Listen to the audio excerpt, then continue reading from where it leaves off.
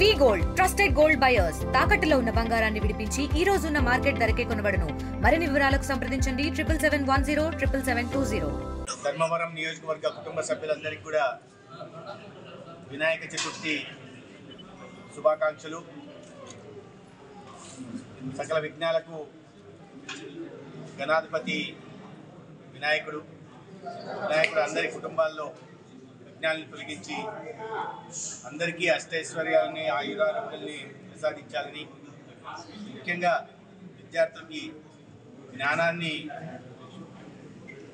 ఉజ్వల భవిష్యత్తును సమకూర్చాలని ఈ సందర్భంగా తెలియజేస్తూ అందరికి కూడా వినాయక చవితి శుభాకాంక్షలు తెలియజేస్తూ ఎంతో పవిత్ర కార్యంగా నిర్వహించే ఈ వినాయక చవితి సందర్భంగా మండపాల ఏర్పాటుకు కానీ లేదా నిమజ్జనం సందర్భంగా ఎటువంటి అనుమతులు లేకుండా, ఎటువంటి రుసుము లేకుండా, అదేవిధంగా ఉచితంగా కూడా నవరాత్రులు జరుగుతున్న సందర్భంలో ఉచితంగా ప్రభుత్వం కరెంటుని మినహాయించి ఇవాళ ఈ వినాయక చవితి నవరాత్రులు జరుపుకునే అవకాశం కల్పించింది.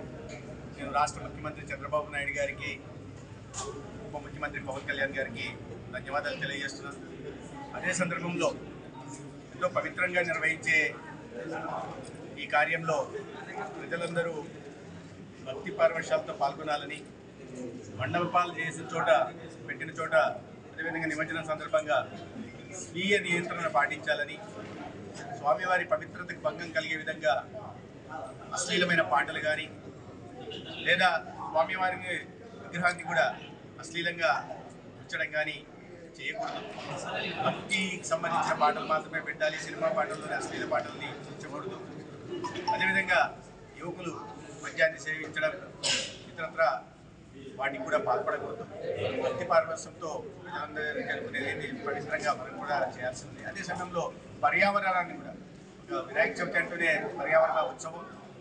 ఎందుకంటే చూస్తే మట్టి చెరువులు వర్షం రాకముందు దానికి ఒక కారణం ఉంది, సహేతుకమైన కారణం. వినాయక చవితికి ముందు వర్షాలు రాకముందు చెరువుల్లోంచి మట్టిని తీస్తాం, దాంతో విగ్రహాన్ని చేస్తాం. వినాయక చవితి తర్వాత అదే విగ్రహాన్ని మళ్ళీ ఆ చెరువులో కలుపుతాం. అంటే ముందు నీటి సామర్థ్యం పెంచడం, తర్వాత ఈ విగ్రహాలను నిమజ్జనం ద్వారా అదే చెరువులో వేయడం వల్ల ఆ నీరు ఇంకిపోకుండా చెరువులు ఉండడం, తద్వారా రైతులు సస్యశ్యామలంగా ఉండేలాగా ప్రయత్నం చేస్తాము. అందుకని ప్లాస్టర్ ఆఫ్ ప్యారిస్ని కానీ ఇతరత్ర వాడి నీటిని కలుషితం చేయడం, తద్వారా మన ఆరోగ్యాన్ని ఇబ్బంది పడే విధంగా మనం ఉండకూడదు. మట్టి బొమ్మల్నే తయారు చేసుకోవాల్సిన అవసరం ఉంది. అదేవిధంగా దీని పత్రి 21 చెట్ల నుంచి పత్రిని సేకరిస్తాము. ఆ పత్రిలో ఔషధ గుణాలు ఉంటాయి.